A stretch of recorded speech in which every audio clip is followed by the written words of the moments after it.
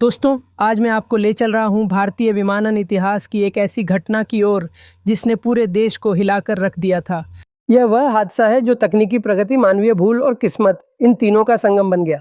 यह है Indian airlines flight संख्या 605 की दर्दनाक कहानी। सन 1989 में भारत ने पहली बार आधुनिक तकनीक से सुसज्जित एयरबस A320 विमान को अपनी वाणिज्यिक उड़ानों में शामिल किया था। यह विमान उस समय की नवीनतम तकनीक से लैस था, जिसमें फ्लाई बाय वायर सिस्टम मौजूद था। इस विमान को भविष्य का हवाई जहाज कहा जा रहा था, लेकिन किसे पता था कि महज कुछ महीनों बाद यही तकनीक और कुछ मानवीय भूल मिलकर एक भयावह त्रासदी को जन्म देंगे। 12 फरवरी 1990 की सुबह थी। ये रविवार का दिन था। इंडियन एयरलाइंस की उड़ान संख्या 605 बॉम्बे अर्थात आज के मुंबई से बंगलौर के लिए रवाना होने वाली थी। सुबह के लगभग 6:30 बजे छत्रपति शिवाजी अंतर्राष्ट्रीय हवाई अड्डे के टर्मिनल पर यात्री धीरे धीरे जमा हो रहे थे। हर किसी के मन में अपने अपने मकसद और मंजिल की बातें थीं। कोई व्यापार यात्रा पर जा रहा था तो कोई अपने परिवार से मिलने। कई यात्री बंगलौर के IT उद्योग और व्यापार से जुड़े थे, वहीं कुछ विद्यार्थी भी थे। कुल यात्री संख्या 193 थी, जिनमें 40 के आसपास बच्चे भी शामिल थे। कॉकपिट में उस दिन 2 अनुभवी पायलट मौजूद थे, कप्तान SS गुप्ता और सह पायलट DS ढिल्लों। कप्तान गुप्ता के पास 20 से अधिक वर्षों का उड़ान अनुभव था और वे A320 विमान पर भी प्रशिक्षित थे। वहीं सह पायलट ढिल्लों अपेक्षाकृत युवा थे, लेकिन उत्साही और आधुनिक तकनीक के जानकार। दोनों ही आत्मविश्वास से भरे हुए थे। तो सुबह 7:48 पर यह विमान मुंबई से उड़ान भरता है। जैसे ही विमान ने आसमान की ऊंचाई पकड़ी, यात्रियों ने चैन की सांस ली। क्रू मेंबर्स ने नाश्ता और पेय परोसना शुरू किया। यात्रियों में उत्साह और सुकून का माहौल था। कोई खिड़की से बाहर झांककर बादलों के बीच की दुनिया देख रहा था तो कोई अखबार पढ़ रहा था। बच्चों की खिलखिलाहट ने माहौल को और भी जीवंत बना दिया।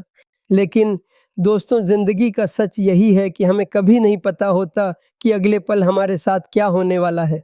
उन मासूम यात्रियों को क्या पता था कि यह उनकी जिंदगी का आखिरी सफर साबित होगा।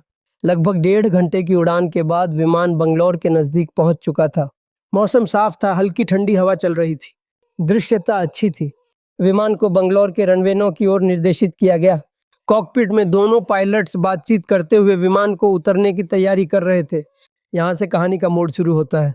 एयरबस A320 में जो सबसे बड़ा बदलाव था, वह था इसका कंप्यूटर नियंत्रित फ्लाई बाय वायर सिस्टम। इस सिस्टम में पायलट्स का इनपुट सीधे कंट्रोल सरफेस तक नहीं जाता, बल्कि कंप्यूटर के माध्यम से नियंत्रित होता है। इसमें कई मोड्स होते हैं, नॉर्मल मोड, डायरेक्ट मोड इत्यादि। जब तक नॉर्मल मोड काम करता है, तब तक विमान की सुरक्षा को कई स्वचालित सुविधाएं बचाए रखती है। लेकिन जैसे ही पायलट्स गलती से गलत मोड चुन लें, तो स्थिति जटिल हो जाती है। फ्लाइट 605 के मामले में भी यही हुआ। भारतीय विमानन जैसे जैसे विमान बंगलौर एयरपोर्ट की ओर बढ़ा, कप्तान गुप्ता और सह पायलट ढिल्लों ने लैंडिंग की तैयारी शुरू की। उन्हें रनवे 9 पर उतरने के निर्देश दिए गए, लेकिन पायलट्स के बीच संवाद की कमी और नई तकनीक की जटिलता के कारण उन्होंने विमान की ऊंचाई और गति का सही आकलन नहीं किया।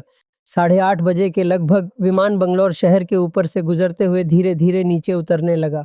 यात्रियों की आंखों में अब उनके गंतव्य की झलक थी।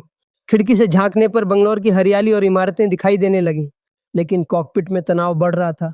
विमान निर्धारित ऊंचाई से कुछ अधिक नीचे आ रहा था। एयर ट्रैफिक कंट्रोलर ने पायलट्स को सूचित किया, लेकिन पायलट्स को यह लगा कि सब कुछ नियंत्रण में है। इस बीच विमान की गति भी अपेक्षा से अधिक थी।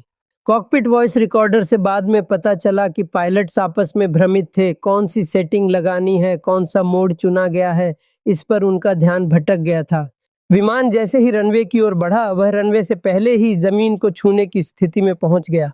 पायलट्स को जब तक यह एहसास हुआ, तब तक देर हो चुकी थी। और दोस्तों, यहीं से वह त्रासदी शुरू होती है जिसने सैकड़ों परिवारों की जिंदगी हमेशा के लिए बदल दी। दोस्तों, सुबह के ठीक 8:44 पर इंडियन एयरलाइंस फ्लाइट संख्या 605 बंगलौर हवाई अड्डे से कुछ ही किलोमीटर दूर थी। रनवे दिखाई दे रहा था, लेकिन विमान की ऊंचाई बहुत कम हो चुकी थी। पायलट्स ने जैसे ही थ्रॉटल को एडजस्ट करने की कोशिश की, विमान अचानक पेड़ों की ऊंचाई के बराबर आ गया। कुछ ही क्षणों में विमान रनवे से लगभग 2000 मीटर पहले जमीन से टकरा गया। पहले विमान का बायां पंख पेड़ों से टकराया, जिससे ईंधन टैंक फट गया। देखते ही देखते विमान में आग लग गई। कुछ यात्री चीख पड़े, कोई अपनी सीट बेल्ट खोलकर खड़ा होने की कोशिश करने लगा, तो कोई दहशत में प्रार्थना कर रहा था। लेकिन समय बेहद कम था। विमान जमीन से टकराने के बाद कई हिस्सों में बंट गया। सामने का भाग जहां कॉकपिट था जमीन पर घिसटते हुए कुछ दूर तक खिंचता चला गया। आग की लपटों ने विमान के अधिकांश हिस्से को घेर लिया। उस क्षण की स्थिति को शब्दों में बयां करना कठिन है। यात्री जो अभी तक अपने परिवार से मिलने या कामकाज की सोच रहे थे, दोस्तों, आज मैं आपको अचानक ले चल रहा जीवन हूँ और भारतीय मृत्यु की लड़ाई विमानन लड़ रहे इतिहास थे। की एक ऐसी कई घटना की यात्री वहीं मौके पर ही दम तोड़ बैठे।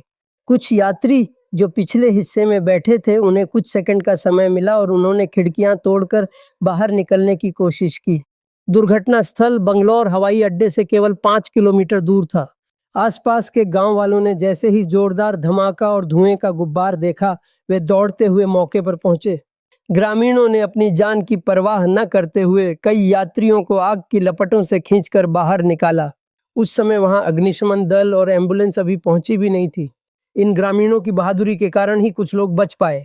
लेकिन दुखद यह है कि विमान में सवार कुल 199 लोगों में से केवल 34 यात्री ही जीवित बच सके। बाकी सभी की जिंदगी उसी जगह समाप्त हो गई। यह संख्या अपने आप में इस त्रासदी की भयावहता को दर्शाती है। कप्तान गुप्ता और सह पायलट ढिल्लों दोनों की मौत वहीं पर हो गई। क्रू के अधिकांश सदस्य भी नहीं बच सके। कई यात्रियों के परिवार के लोग जो बंगलौर हवाई अड्डे पर उनका इंतजार कर रहे थे, जब तक दुर्घटना की खबर मिली तब तक सब कुछ खत्म हो चुका था। दोस्तों, यह हादसा केवल एक तकनीकी गलती नहीं थी, बल्कि एक बहुत बड़ी सीख भी बन गया। जांच आयोग की रिपोर्ट में सामने आया कि पायलट्स ने लैंडिंग के समय थ्रॉटल का सही इस्तेमाल नहीं किया था। उन्होंने गलती से थ्रॉटल को आइडल स्थिति में छोड़ दिया, जबकि उन्हें क्लाइंब मोड पर रखना चाहिए था। कंप्यूटर सिस्टम ने वही किया जो पायलट्स ने आदेश दिया था, लेकिन उसका परिणाम घातक साबित हुआ।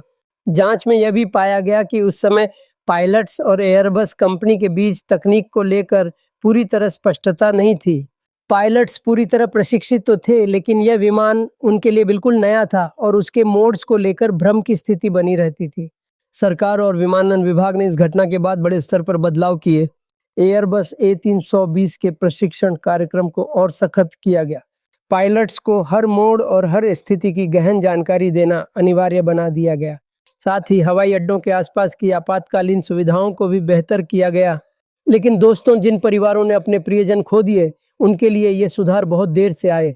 उस दिन के बाद न जाने कितने घरों में मातम छा गया। बच्चों ने अपने माता पिता को खो दिया, बुजुर्गों ने अपने सहारे खो दिए और माता पिता ने अपने सपनों को खो दिया। इस हादसे ने यह सिखा दिया कि तकनीक कितनी भी आधुनिक क्यों न हो, मानवीय सावधानी और सतर्कता के बिना वह बेकार है। जीवन का हर क्षण अनिश्चित है। हम अगले पल क्या देखेंगे यह कोई नहीं जानता। दोस्तों, इस त्रासदी की याद आज भी भारतीय विमानन इतिहास में दर्ज है। इंडियन एयरलाइंस फ्लाइट 605 हमें यह याद दिलाती है कि जिंदगी बहुत नाजुक है। हमें हर पल हर रिश्ते को संजो कर रखना चाहिए, क्योंकि यह पल कभी भी आखिरी हो सकता है। तो दोस्तों, ये थी इंडियन एयरलाइंस फ्लाइट संख्या 605 की सच्ची और दर्दनाक कहानी। यह हादसा केवल एक तकनीकी चूक नहीं था, बल्कि यह हमें जिंदगी की अनमोलता का एहसास दिलाता है। अगर आपको यह कहानी सुनकर कुछ सीख मिली हो तो अपने परिवार और दोस्तों के साथ इसे ज़रूर साझा करें, क्योंकि शायद यही हमारी सबसे बड़ी जिम्मेदारी है, दूसरों को सावधान करना और जीवन के प्रति आभार जताना।